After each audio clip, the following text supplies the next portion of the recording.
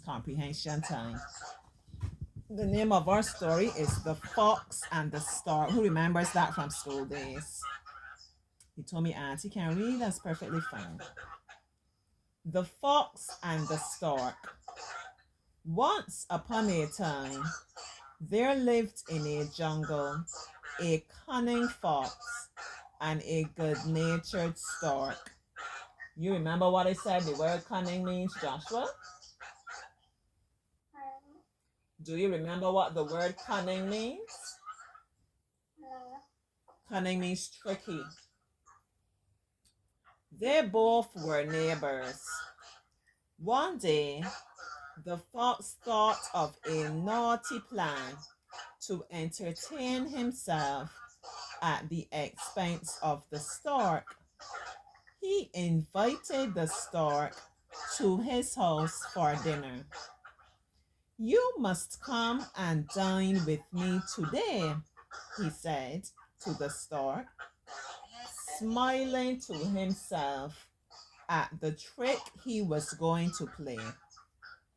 The stork gladly accepted the invitation and arrived in good time and with a very good appetite. Next day, the stork arrived at the fox's place for dinner with a good appetite. To her disappointment, the fox served soup on two flat plates. The stork's beak was too long and pointy to eat the soup from the flat dish. All she could do was to wet the very tip of her beak, while the fox deliciously lapped up all of the soup in his plate. Poor stork did not say anything and went home hungry that night. 1 week later, the stork invited the fox for lunch at her place, and he accepted the invitation. When the fox arrived, the stork served the lunch in two long, thin-necked jars. This time, the stork put her beak in the long, thin-necked jar and ate the delicious fish she prepared. But the fox could only lick at the rim of the jar and sniff at the delicious aroma. His wide snout couldn't fit inside the thin-necked jar.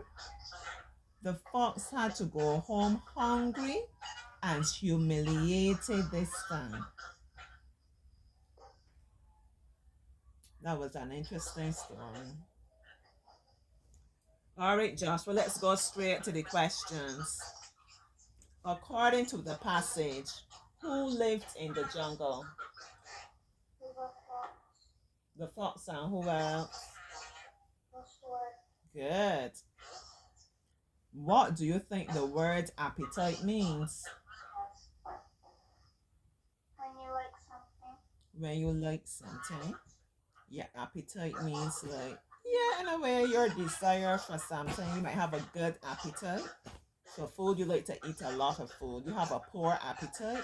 You're a really picky eater. You don't eat much. Why did the fox invite the stork to his home?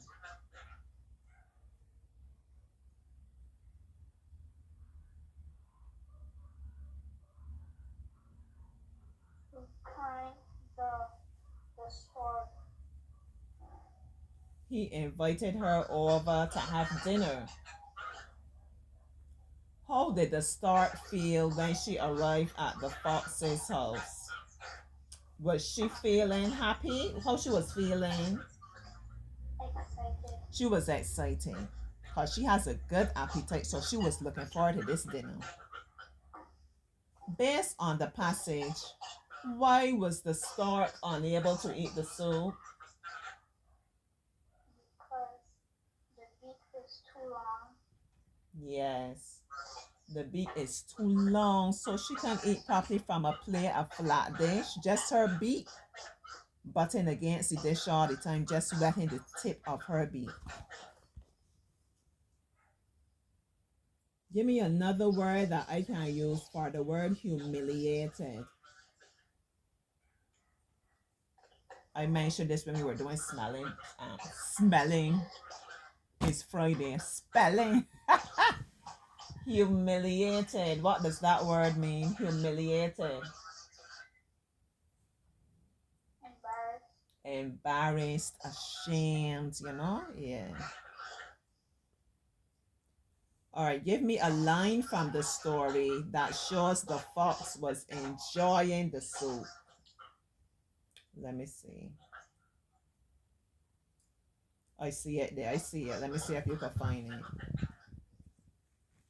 Some words in the passage that show me that the fox was enjoying the soup.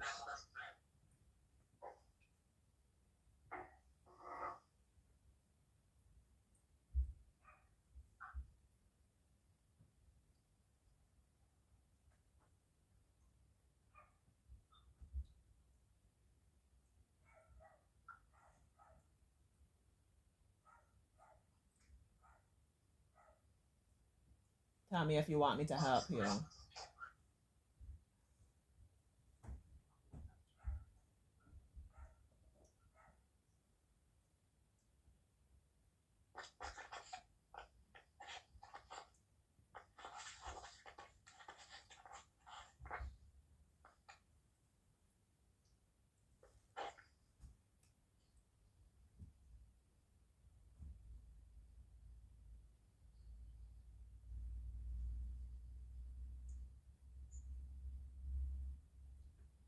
Well, it says that the fox deliciously lapped up all of the soup on his plate. He ate all and he was lapping it, really going down in it, you know, enjoying the soup.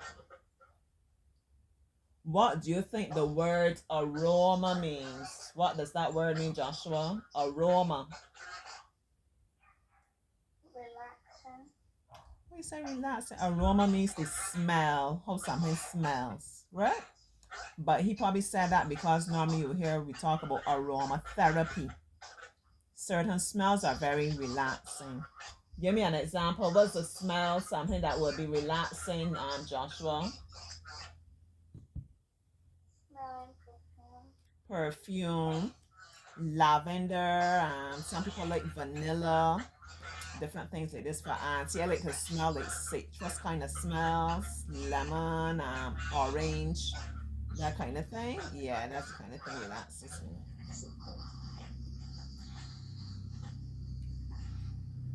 Next question. Why do you think the stork served the lunch in two long, thin necked jars? Why do you think the stork did that?